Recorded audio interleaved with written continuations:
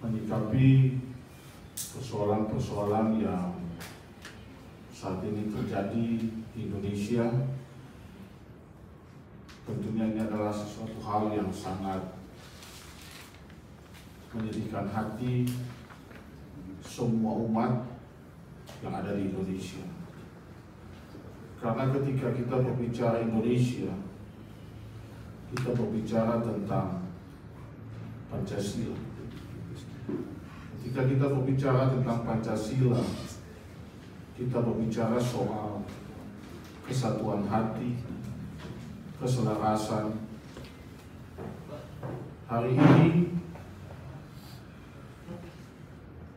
saya mau sampaikan bahwa sebagaimana yang kita tahu dan yang sudah disebutkan oleh Romo Budi pada poin yang pertama, semua umat atau warga negara Republik Indonesia memiliki hak, memiliki kebebasan dalam hal beribadah. Dan ini semua telah diatur dalam satu konstitusional yang sah. Melalui konstitusional ini, kami berharap bahwa mari kita semua melaksanakan apa yang sudah ditetapkan oleh konstitusional itu. Kita semua adalah warga yang dibesarkan oleh cinta dan kasih. Kalau kita berbicara soal cinta dan kasih, berarti kita berbicara soal satu rasa. Perbedaan bukan berarti memisahkan. Justru dari perbedaan itu, mari kita saling merangkul, mari kita saling melengkapi untuk Indonesia. Demikian yang boleh saya sampaikan. Damailah Indonesia. Tuhan memberkati Indonesia. Tuhan memberkati kita semua.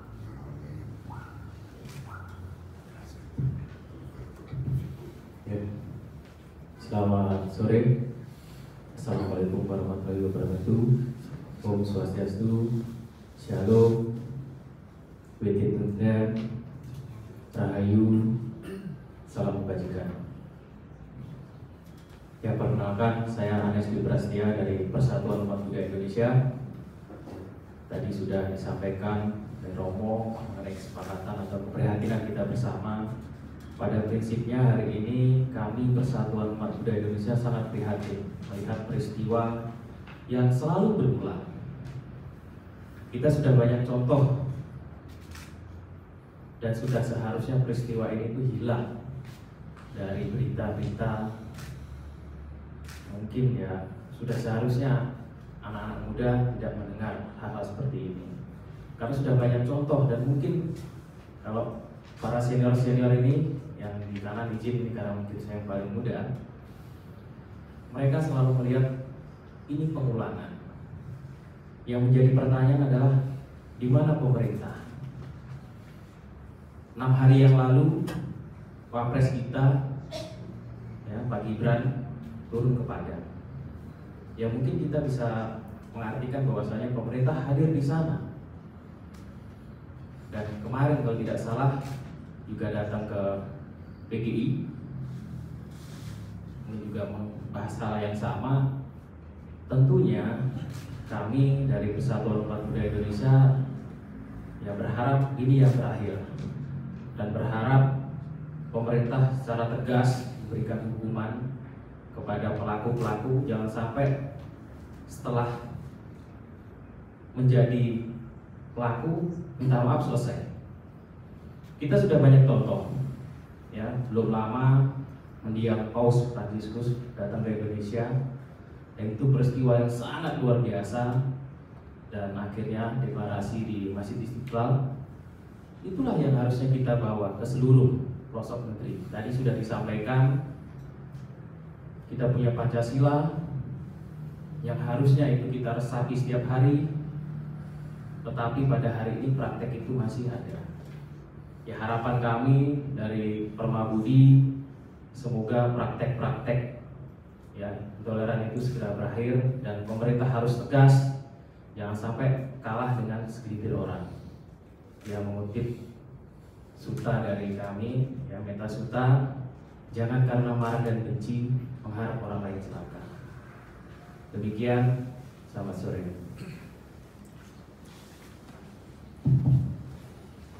Selamat sore. Pertama-tama saya ingin mengucapkan terima kasih kepada KWI dalam hari ini, Romo Budi yang hari ini sudah memfasilitasi kami semua untuk berkumpul di sini. Kemudian yang kedua, terima kasih yang spesial kepada dari PBNU Pak Rumadi Ahmad. Kenapa terima kasih khusus kepada beliau? Karena beliau yang punya sebagian besar umat di Indonesia. Kalau beliau udah berdamai, selesailah sudah sebenarnya urusan kita. Jadi terima kasih khusus untuk beliau. Sekaligus memberi beban sebenarnya kepada beliau, karena tentu dari pengalaman-pengalaman kita sebenarnya yang minoritas ini harus kita akui suaranya agak kurang kuat gitu ya, baik dalam hal keagamaan, sosial maupun dalam hal politik gitu ya, karena ini menyangkut kehidupan berbangsa dan bernegara. Bapak Ibu sekalian yang kami hormati, sebenarnya bagi kami dari Parisade Hindu memandang bahwa secara konstitusi kita sudah selesai. Sudah ada Pancasila, sudah ada Bhinneka Tunggal Ika, dan sesuai dengan butir pertama keprihatinan ini sudah dicantumkan juga dalam Undang-Undang Dasar 1945, sehingga secara konstitusi urusan kita sudah selesai. Apa yang berikutnya penting untuk kita dorong adalah kita cuma bisa mendorong-dorong karena kita tidak punya aparat penegak hukum. Majelis-majelis ini tidak punya polisi, tidak punya tentara. Jadi yang bisa kita lakukan adalah mendorong aparat penegak hukum, pemerintah hadir, menunjukkan wibawa, menegakkan konstitusi, maka urusan-urusan itu otomatis akan sebagian besar selesai. Kejahatan pasti ada, tidak mungkin hilang. Kalau orang Hindu menyebutnya Ruobinede, hitam putih, makanya kainnya poleng-poleng. Kalau di Bali itu banyak pohon diselimutin kain hitam putih, itu pengakuan terhadap adanya hitam dan putih. Itu nggak bisa dihilangkan. Tapi mari kita semua dengan kesadaran penuh memandang sesama dengan prinsip, kalau kami di Hindu, taklamasi, kamu adalah aku adalah kamu. Ada unsur ketuhanan dalam diri kita masing-masing. Ada jiwa yang merupakan percikan agung dari Tuhan yang Maha Esa yang hidup dalam diri kita masing-masing. Dan Hindu menyebut Waisudewa Kutumbakam, kita semua bersaudara. Kalau nilai-nilai itu kita hidupkan, kita dorong, mudah-mudahan hal-hal yang kita prihatinkan hari ini bisa sedikit demi sedikit kita kurangi. Meskipun sekali lagi kami memaklumi hampir tidak mungkin untuk dihilangkan di belahan dunia manapun, hal-hal seperti itu masih kita temukan. Tapi itu bukan sesuatu yang menjadi bahan permisif, bahan untuk menjadi mentoleransi hal-hal seperti itu. Seruan hari ini terutama ditujukan kepada pemerintah, karena pemerintah lah yang memiliki kekuasaan, pemerintah yang memiliki aparat penegak hukum untuk menegakkan konstitusi. Karena sekali lagi secara konstitusi urusan ini sebenarnya sudah selesai. Bhinneka Tunggal Ika adalah pengakuan terhadap keberagaman yang diambil dari kitab Sutta Soma, rohnya dari Hindu Buddha. Bersyukur itu dijadikan sesanti. Akan lebih bersyukur lagi kalau itu hidup dalam sanubari, dalam jiwa, dalam keseharian seluruh anak bangsa. Kami hanya bisa berdoa, hanya bisa menghimbau, hanya bisa memohon semoga semua tokoh agama, makanya saya menyampaikan terima kasih khusus tadi kepada para tokoh agama, kepada pemerintah, mudah-mudahan bisa melakukan peran masing-masing. Karena kalau kita benar-benar mencintai agama kita, rasanya kita akan mempromosikan agama kita yang baik, yang penuh cinta kasih, yang memberikan penghormatan terhadap sesama. Saya kira itu yang bisa kami sampaikan mewakili Parisade Hindu Dharma Indonesia atas kekurangan yang mungkin ada dalam penyampaian ini. Kami mohon maaf yang sebesar-besarnya. Terima kasih. Assalamualaikum warahmatullahi wabarakatuh. Selamat sore dan salam sejahtera untuk kita semua. Pertama saya ingin menyampaikan salam dari Ketua Umum PBNU Gus Yahya yang beliau minta kepada saya. Nama saya Rumadi Ahmad, saya salah satu ketua di PBNU.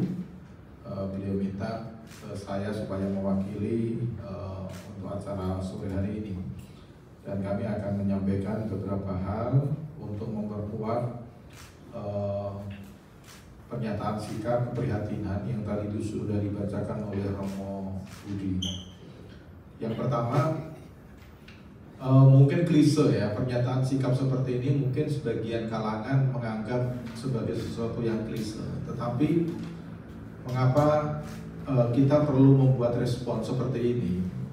Salah satu tujuan kita adalah agar kasus-kasus peristiwa-peristiwa intoleransi itu jangan dianggap sebagai sesuatu yang normal. Jadi pernyataan seperti ini sangat diperlukan untuk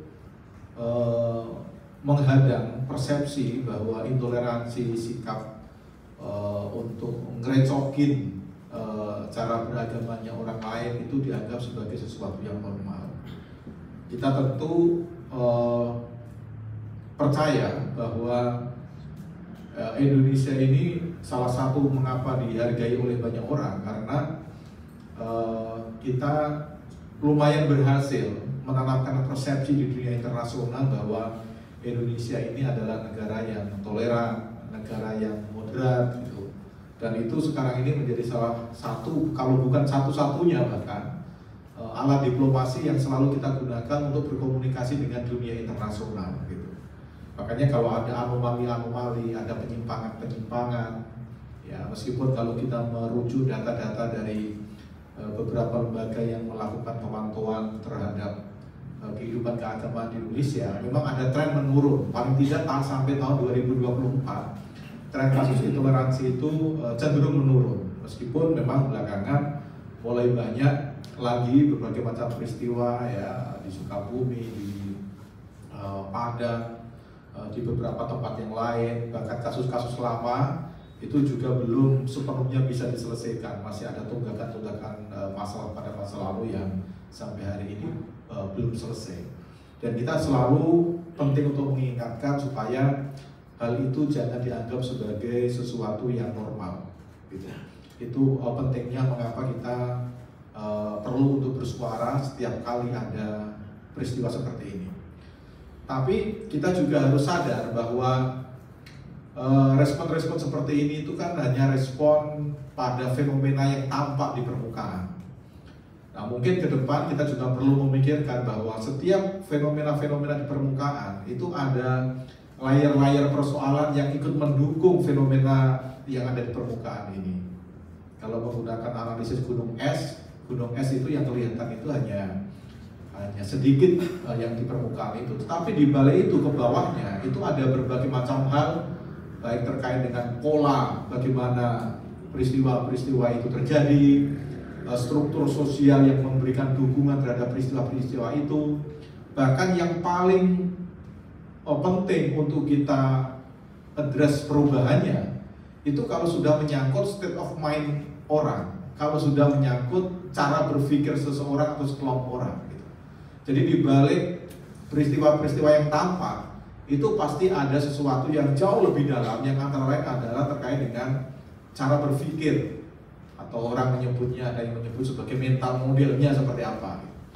Nah, fenomena-fenomena di permukaan itu tidak akan hilang kalau kita tidak bisa menyelesaikan persoalan yang terkait dengan cara berpikir orang yang sering salah paham, sering salah memahami agama lain, bahkan yang paling sering itu adalah perasaan terancam, feeling threatened itu ada di mana-mana.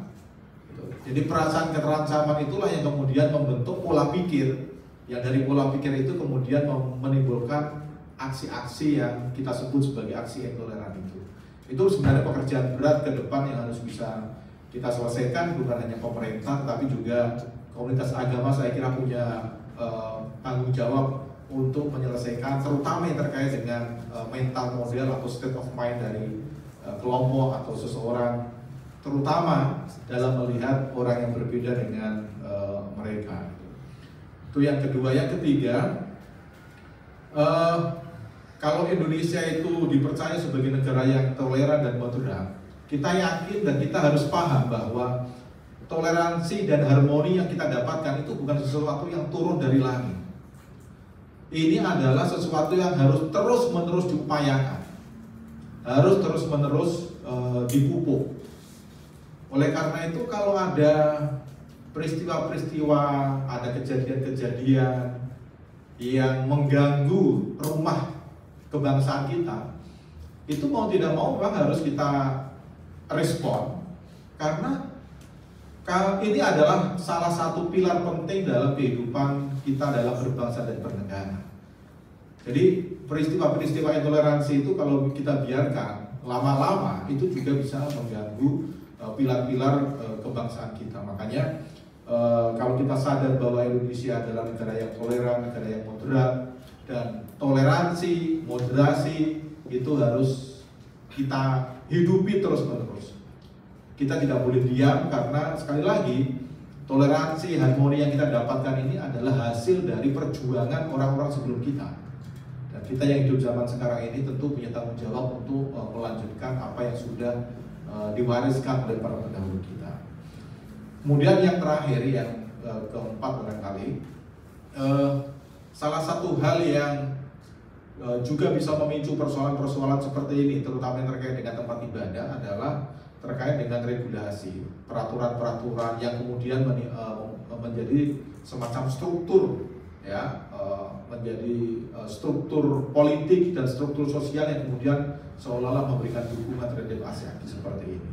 Di samping memberikan pemahaman terus-menerus kepada masyarakat, saya kira upaya-upaya untuk melakukan perbaikan regulasi yang dulu sudah pernah diupayakan oleh Presiden Joko Widodo waktu itu, misalnya untuk melakukan perubahan peraturan bersama Menteri Agama dan Menteri Dalam Negeri nomor 9 dan 8 tahun 2006 yang terkait dengan persyaratan pendirian rumah ibadah, sudah mulai dibicarakan untuk dilakukan perbaikan-perbaikan supaya hal-hal yang bisa dijadikan sebagai celah munculnya tindakan intoleransi itu sedapat mungkin ditutup gitu.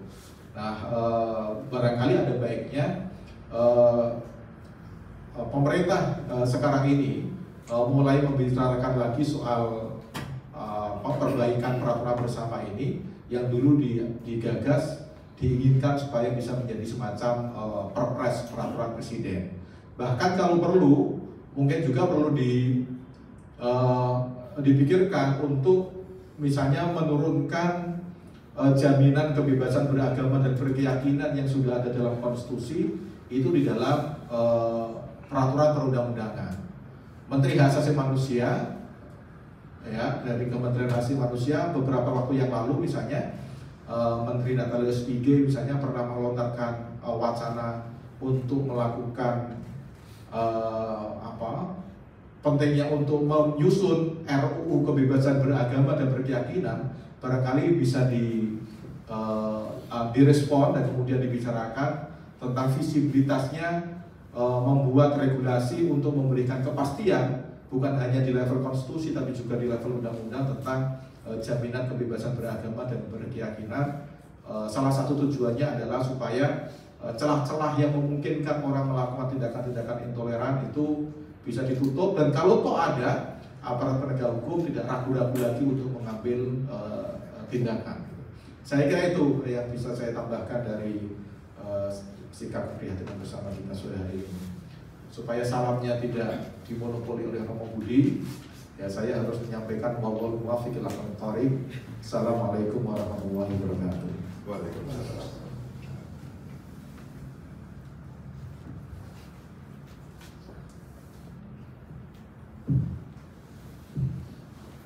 Selamat sore. Assalamualaikum warahmatullahi wabarakatuh.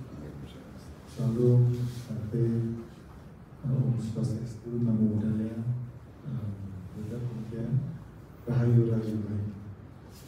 Saya Chandra Setiawan dari Majelis Tinggi Agama Konghucu Indonesia. Pertama-tama mengucapkan terima kasih kepada KWI yang mengikutsertakan kami dalam acara pada sore hari ini, memberikan keterangan pers pada wartawan. Dan kalau kita menyaksikan, kita melihat peristiwa-peristiwa yang terjadi akhir-akhir ini yang menggambarkan intoleransi, ya, intimidasi, pembatasan hak-hak beribadah, ini memang menunjukkan bahwa masih ada sebagian dari masyarakat kita, ya, yang belum paham mengenai kebebasan beragama, mengenai bagaimana harus menghormati orang yang berbeda agama, keyakinan di Indonesia, dan sekaligus juga menunjukkan lemahnya, ya, negara aparat penegak hukum, sehingga kejadian ini terus berulang. Oleh karena itu memang harus disadarkan bahwa di negara kita yang berdasarkan Pancasila ini, hak kebebasan beragama, hak menghormati, hak kewajiban menghormati orang yang berbeda agama itu merupakan harusnya diterima, ya, dengan sepenuh hati oleh rakyat Indonesia di dalam kehidupan bermasyarakat dan berbangsa. Jadi memang kita harus membedakan bahwa agama itu bersifat privat, orang di dalam hubungannya dengan Tuhannya dan sesama manusia, khususnya kelompoknya. Tetapi ketika kita berhadapan dengan orang lain, ya, sesama warga bangsa, ya, dalam kehidupan bermasyarakat, berbangsa dan bernegara, maka Pancasila, Undang-Undang Dasar itu harus menjadi pegangan kita bersama. Ya, kalau itu menjadi pegangan kita bersama, maka kasus-kasus intoleran, intimidasi dan lain sebagainya itu seyogyanya tidak akan terjadi lagi. Artinya apa? Bahwa negara, pemerintah harus betul-betul memasyarakatkan, ya, baik di dalam sekolah maupun di luar sekolah, memasyarakatkan kembali, menegaskan bahwa kita dalam kehidupan bermasyarakat dan berbangsa itu pegangannya Pancasila. Ada konstitusi itu pegangannya. Di luar itu ya menyimpang. Di luar itu artinya melanggar hukum. Dan orang yang melakukan pelanggaran hukum, ya dia akan menghadapi konsekuensi itu. Jadi harus tegas dari pemerintah atau penegak hukum harus tegas menyatakan itu. Ya, ini penting sekali kehadiran negara, pemerintah penegak hukum itu, mereka harus proaktif. Ya, proaktif, jangan seperti pemadam kebakaran. Jadi proaktif penting sekali, artinya dari tingkat desa, kecamatan, ya, kelurahan, kecamatan dan sebagainya harus terus menerus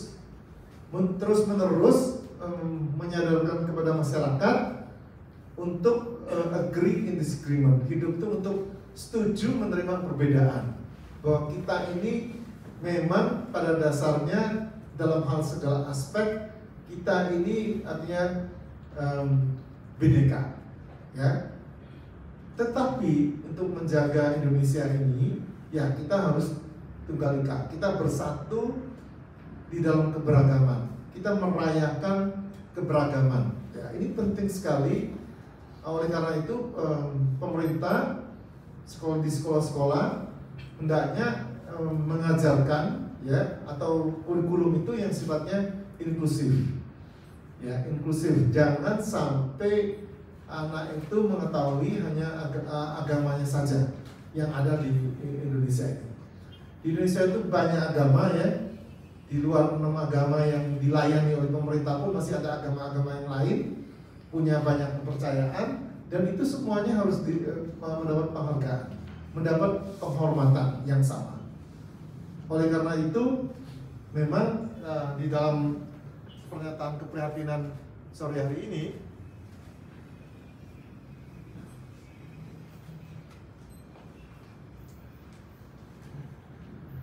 pernyataan keprihatinan sore hari sangat menekankan peran pemerintah. Pemerintah harus hadir, aparat keamanan dan sebagainya, sehingga orang yang melakukan pelanggaran itu mereka akan mendapat hukuman. Ya, kalau tidak mendapat hukuman, ya mereka merasa ya boleh, artinya boleh. Apalagi ada misalnya,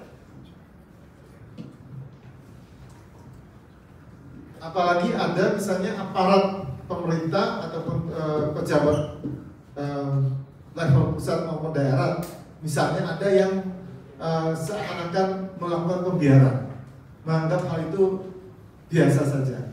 Tidak boleh ada pembiaran, ya, tidak boleh ada pembiaran. Kalau pemerintah melakukan pembiaran, berarti pemerintah melakukan pelanggaran HAM terhadap warga negaranya. Nah, oleh karena itu, mulai dari sekarang kita berharap pemerintah hadir, mengantisipasi, ya, tidak telat, ya.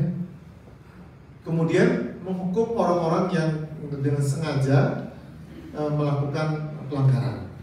Nah, tadi itu secara untuk membangun budaya menerima keberagaman itu, maka tentu kurikulum perlu ditinjau kembali. Ya, memang kita mensupport juga Menteri Agama mau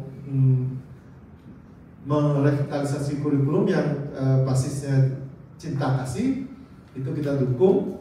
Tetapi sebelum kurikulum itu berjalan pun, nilai-nilai Pancasila tadi itu harus betul-betul ditanamkan dan terus-menerus diulang agar tidak bosan-bosannya, agar betul-betul masyarakat yang grassroots, yang paling bawah paham, ya, sehingga mereka tidak melakukan tindakan kekerasan itu. Kemudian memang harus dinyatakan oleh siapa saja, pemimpin agama, pemimpin semua level, bahwa kita itu harus tidak mentolerir budaya kekerasan.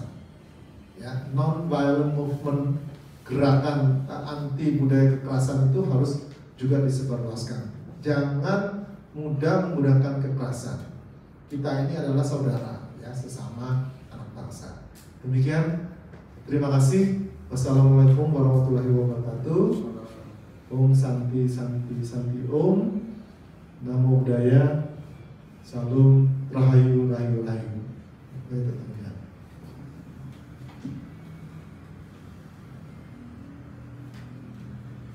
Kami dari Persekutuan Gereja-Gereja Indonesia menyampaikan rasa terima kasih kepada Konferensi Wali Gereja Indonesia yang memfasilitasi bertemunya para pimpinan lembaga keumatan ini untuk menyampaikan rasa keprihatinan kita bersama atas situasi kebangsaan kita, di mana intoleransi dalam 2-3 bulan terakhir ini begitu melukai kebersamaan kita sebagai satu bangsa. Salam dari Ketua Umum Persekutuan Gereja-Gereja Indonesia, Pendeta Dr. Jeffrey Manuputi, yang mengutus saya, Pendeta Etika Saragi, sebagai Sekretaris Eksekutif Bidang Keadilan dan Perdamaian, untuk hadir bersama para pimpinan-pimpinan lembaga keumatan yang lainnya.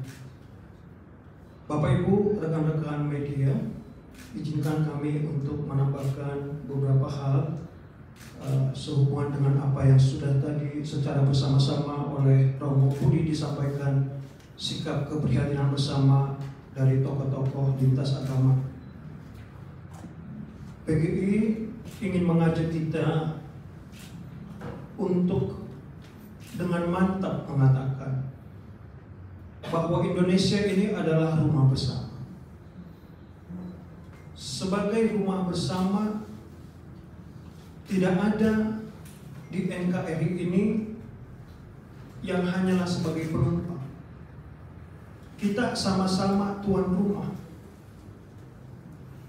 Apakah kita secara sosial adalah mayoritas? Apakah kita adalah secara sosial adalah minoritas? Kita sama-sama tuan rumah dan tidak ada satupun satu golongan, suku, ras, agama yang hanya sebagai penumpang di NKRI. Sikap dan tindakan intoleransi di berbagai penjuru tanah air yang marak 2-3 bulan belakangan ini di Cidahu, lalu Depok, Pontianak, Padang, Kediri, perlu kita akui ini adalah sebuah luka yang serius terhadap setiap orang yang mencintai dan berkomitmen memelihara falsafah Bhinneka Tunggal Ika. Karenanya perilaku intoleransi ini tidak bisa dibiarkan. Karena ini sangat berbahaya. Pembiaran ini bisa menjadi racun dalam kita merawat keutuhan bangsa kita. Karena itu, sebagaimana kunjungan Pak Wapres kemarin ke Geraha Hukumannya kantor PGI, kita sepakat bahwa pelaku tindakan intoleran ini harus diadili secara hukum untuk memastikan keadilan dan adanya kepastian hukum, memberikan rasa keadilan bagi para korban.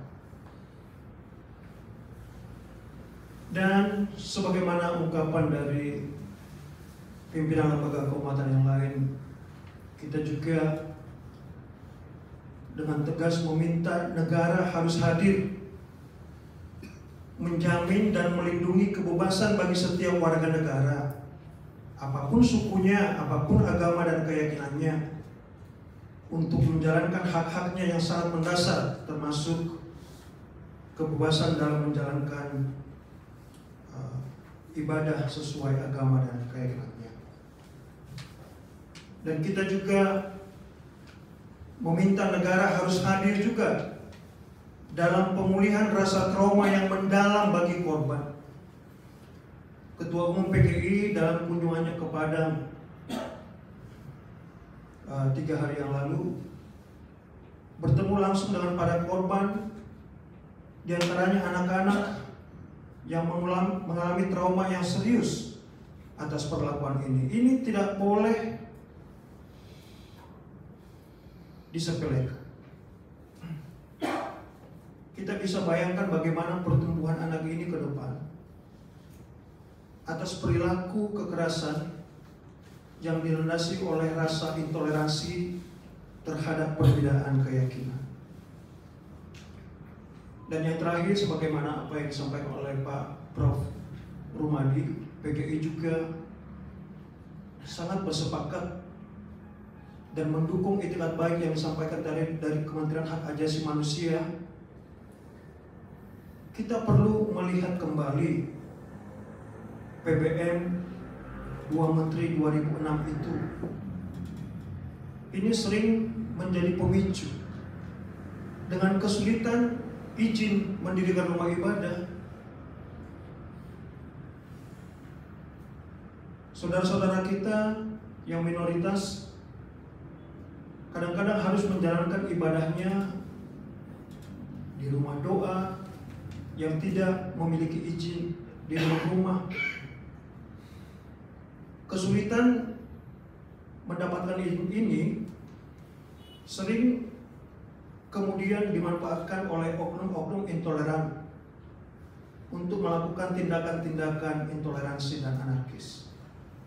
Karena itu PGI akan terus mendorong, dan sebelumnya juga sudah terus mendorong, kiranya pemerintah untuk melihat ini dan akan lahir apakah nanti dalam bentuk undang-undang atau minimal peraturan presiden yang menjamin kebebasan beragama lebih berkeadilan. Semoga dengan hal-hal yang demikian, maka peristiwa-peristiwa ini sebagaimana harapan kita bersama tidak akan terulang kembali.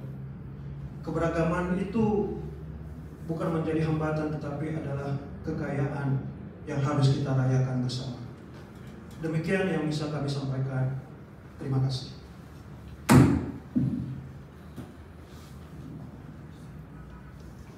Selamat sore untuk kita semua dan para bapak pemimpin agama. Kami dari Gereja Ortodoks Indonesia pertama terima kasih kepada Konferensi Wali Gereja Indonesia yang telah memfasilitasi untuk pertemuan sore ini. Seperti yang sudah disampaikan para pemimpin agama, apa yang ingin kami sampaikan sebenarnya sudah tercakup yang disampaikan para pemimpin agama. Cuman dalam hal ini kami menegaskan bahwa pemerintah harusnya lebih tegas dan lebih berani untuk menghadapi situasi seperti ini. Karena seringkali pemerintah itu terlambat untuk mengatasi hal ini seperti ini. Padahal hal ini sering kali terulang. Baik pemimpin baru, lama, selalu terulang, berulang kali terulang. Di samping itu juga pemerintah juga harus berani mengambil sikap dan juga menentukan bahwa hukuman terhadap orang-orang yang intoleran itu harus betul-betul diwujudkan. Karena yang sering kita lihat di daerah-daerah itu hanya penyelesaiannya bersifat sementara, sehingga tidak terselesaikan, sehingga para oknum intoleran ini seringkali mengulanginya. Oleh karena itu kami di sini menghimbau sekali kepada pemerintah pusat dan daerah untuk betul-betul melaksanakan undang-undang yang telah dibuat dan disepakati bersama. Dan juga kepada kepala wakil rakyat kita juga harus mengambil inisiatif, terutama di daerah-daerah, DPRD tingkat 1 maupun DPRD 2, sehingga bisa membackup apa yang dilakukan pemerintah. Supaya kadang-kadang pemerintah takut mengambil sikap ini menyangkut hak asasi manusia. Apalagi di dalam wakil pemerintahan daerah itu banyak sekali partai politik. Oleh karena itu kami mengharapkan sekali sikap dari pemerintah untuk hadir, karena pemerintah seringkali terlambat untuk menyelesaikan hal ini. Itu mungkin yang bisa kami sampaikan. Terima kasih.